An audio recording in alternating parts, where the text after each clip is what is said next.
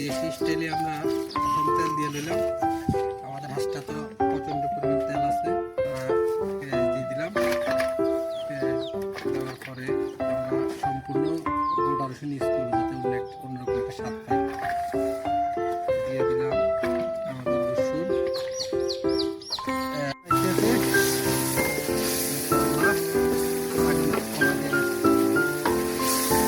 সেই লেভেলে একটা কালার, সেই লেভেলে একটা ফ্লেভার। ইনশাআল্লাহ দেখা যাক শেষ পর্যন্ত কি হয়। কারা কারা খাইবেন চলে যাবেন। হ্যাঁ, এই হচ্ছে যে ফাইনাল লোক আমাদের হাঁসের কালারগুলো। চলে আসতেছে।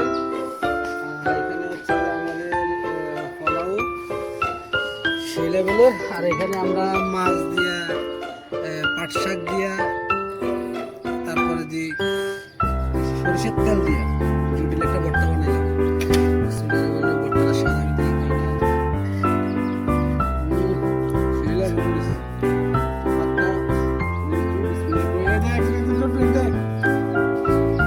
কেরম রয়েছে, ভাগ কেরম হয়েছে, কেরম রয়েছে? ভালো হয়েছে, ঠিক করে এবং আলহামদুলিল্লাহ জ্ঞান ভাগ ঠিক আছে নি? আমাদের হাঁসের কালা গুনে জ্ঞান আমি যেহেতু কি কয় ঠিক আছে নি? আচ্ছা তুই কি থাকাস? আব্দুল্লাহ কি থাকাস? ঠিক আছে নি? হ্যাঁ দেখা আছে কেন কাছে লো। হ্যাঁ আরে দাঁত তো সেই। আরেকজন আছে ফেলের পার্টি, ক্যামেরার সামনে আইতেছে না। এই হচ্ছে যে আমাদের খাওয়া।